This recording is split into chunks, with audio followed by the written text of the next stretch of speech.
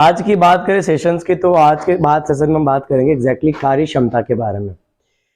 अक्सर लोगों को कंसर्न रहता है, सर हम काम तो बहुत सारा करते हैं बट रिजल्ट नहीं आता है।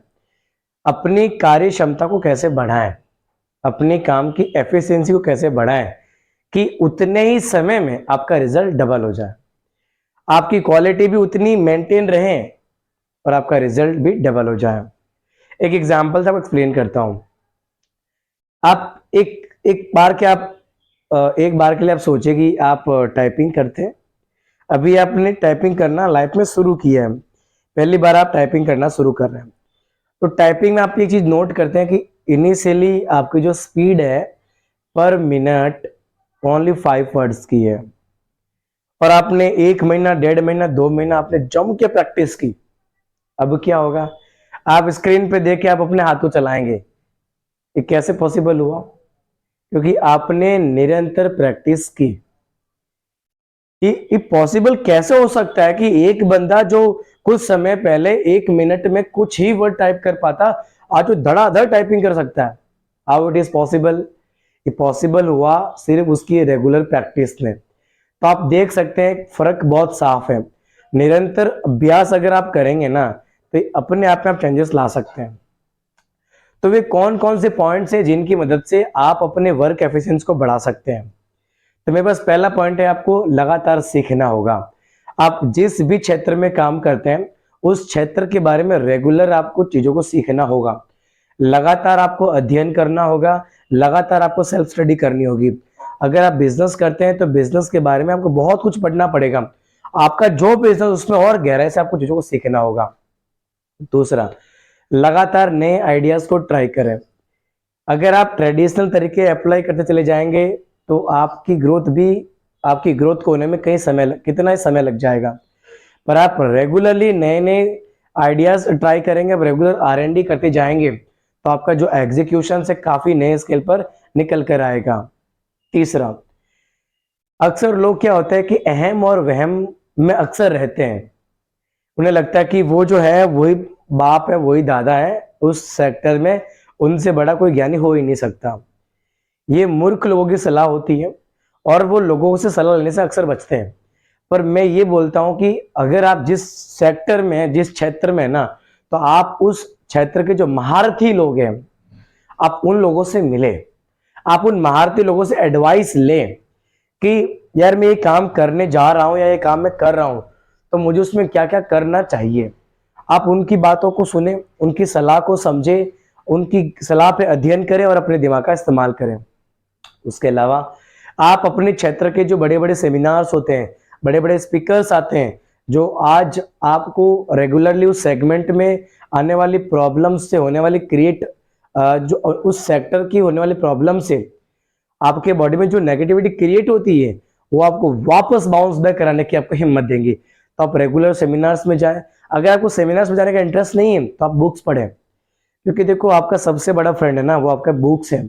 अगर आप बुक्स पढ़ना शुरू कर देते हैं ना तो आपको सेमिनार्स की भी रिक्वायरमेंट नहीं पड़ती है। बट सेमिनार्स जरूरी क्यों होती है? क्योंकि वहां पे ह्यूमन इंटरेक्शंस होते हैं, वहां पे एक ऑरा होता है सोसाइटी के लोगों का कि एक साथ में वो उठ के ताली बजाते हैं, एक साथ में हैंड्स की वेव क्रिएट करते हैं। तो वो एक ऐसी एनर्जी आपके अंदर आती है ना, आपको एक नया जोश पैदा कर देती है। तो बुक्स भी पढ़नी चाहिए और आपको सेमिनार भी जाना चाहिए।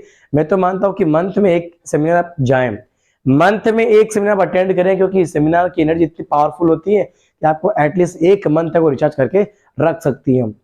उसके बाद में बात करें तो आप चाहते हैं तो आप इंटरनेट का यूज कर सकते हैं। आप अपने सब्जेक्ट के बारे में, अपने क्षेत्र के बारे में इंटरनेट पर बहुत गहराई से रिसर्च कर सकते हैं, उसके डाउन्स को, उसके अप्स को, उसके लेफ्ट्स को, उसके राइट्स को, कितना और गहराई में जा सकते हैं, क्या क्या इनोवेशंस कर सकते हैं। अगर आप इन पे रेगुलर काम करेंगे तो आपके क्षेत्र में आपकी महारत बहुत जल्दी आपको हासिल होने वाली है। बट इन सारी चीजों को करने के लिए, अपनी कार्य क्षमता को बढ़ाने के लिए सबसे पहले है आपकी इच्छा शक्ति का। अगर आपको करने की इच्छा शक्ति नहीं है ना तो सारी मैंने जो ऊपर के सीधे पॉइंट मेरे सब फेल है। आप में इच्छा शक्ति नहीं होगी तो आप काम को सीखेंगे नहीं। आप में इच्छा शक्ति नहीं होगी, आप नए आइडियाज ट्राई नहीं करेंगे। आप में इच्छा शक्ति नहीं होगी, आप लोगों से जो डिस्कस नहीं करेंगे। आप में इच्छा शक्ति नहीं होगी तो आप बुक्स भी नहीं पढ़ेंगे और सेमिनार्स भी अटेंड नहीं करेंगे। आप में इच्छा शक्ति नहीं होगी तो आप अपने क्षेत्र के बारे में बिल्कुल कुछ नया सर्च नहीं करेंगे गूगल के ऊपर। इच्छा शक्ति का होना बहुत ज़रूरी है। दूसरा, उसके बाद में दूसरा पॉइंट है ज्ञान। आपको उस सेगमेंट का ज्ञान होना बहुत ज़रूरी है। अधूरा ज्ञान बड़ा खतरनाक होता है, इसीलिए जितना जल्दी हो सके अपने क्षेत्र को विस्तार से समझे। अपने क्षेत्र की जो बेस्ट अचीवमेंट हो सकती है उनके बारे में बहुत जल्दी आप लोग पहुंचे। एक एग्जाम्पल सबको समझाता हूँ। एक औरत जो होती है ना, वो रोटी सब्जी बनाती है, तो वो क्या करती है, उसका जो काम करने का तरीका है ना बड़ा अजीब सा है। पहले क्या करती है, वो आटा लेती है, आटा गूंदती है, आटा लगाती है, आटे को रखती है, फिर रोटियां बनाती है। ओके, 1 घंटे में ये पूरा काम खत्म हो। फिर वो क्या करती है, फिर वो दाल लेती है, फिर वो दाल को उबालती है, फिर सब्जियां लेती है, फिर सब्जियों को वो काटती है, फिर सब्जियों को काटने के बाद फिर उनको तड़का लगाती है, फिर वो सारा सब्जी का प्रोग्राम करती है। इतने में उसको 3 घंटे लगे। यस, वो बोलती मैंने 3 घंटे में काम कर दिखाया। पर ये काम 1.5 घंटे में किया जा सकता था। कैसे? आप साथ में पैरेलल वर्क कर सकते थे। आप आटा गूंदने से पहले आप दाल को पानी में भिगो के रख सकते थे। आप आटा लगा के बाद आटे को जब रखा था तब आप सब्जियां काट सकते थे। तो अल्टीमेटली मैं कहना चाहता हूं कि आपके घर के सराउंडिंग्स काम आप महिलाओं से सीखो। घर की कैसी जो महिलाएं पैरेलल काम साथ में कर लेती है, तो उनको टाइम मैनेजमेंट पता है। आप उनको अब आप पूछिए कि घर में इतने मेहमान आने वाले हैं, इतना समय लगेगा और खाना कब तक बन जाएगा, वो आपको क्यों टाइम दे देगी कि मुझे खाना बनाने में आधा घंटा लगेगा, 1 घंटा लगेगा इतने लोगों के लिए। क्योंकि वो इतने टाइम से प्रैक्टिस कर रही है, उसको पता है कौन सा काम कैसे किया जाना चाहिए। बात करें, हम लोग क्या करते हैं ना, अपने अहम में रहते हैं और हमेशा अपनी तुलना दूसरों से कर बैठते हैं। तुलना कैसे करते हैं, हमें लगता है कि हमें ही सब कुछ आता है, और आप नीचे देखते हैं और अपने आप को बड़ा मान के समझते हैं आपके, हाँ हम तो बहुत बड़े एम्पायर बन चुके हैं, हमने बहुत बड़ी संस्थाएं बना ली है। नहीं, अगर आप कंपेयर भी करना चाहते हैं तो अपना कंपेयर ऊपर वाले से करें। देखिए कि ऊपर वाला हमसे कितना आगे है, वो कैसे आज इतने बेस्ट पोजीशन पे अभी तक मेंटेन है, वो क्या अच्छा काम कर रहा है, हम वो क्या हम अच्छा काम कर सकते हैं, आप भी उसी तरह करना सीखें। और दूसरा, कहीं आप अपने काम को दूसरों की तुलना में तेजी से करने की बजाय हड़बड़ी करना बैठे। हड़बड़ी कर कर आप अपने काम की क्वालिटी को बिल्कुल ना गिराएं। आपको अपने काम की क्षमता को बढ़ाना है, ना कि हड़बड़ी में काम करना है। अगर आपके काम की एफिशिएंसी बढ़ेगी तो आपके काम की क्वालिटी मेंटेन रहेगी और आपके रिजल्ट डबल हो जाएंगे।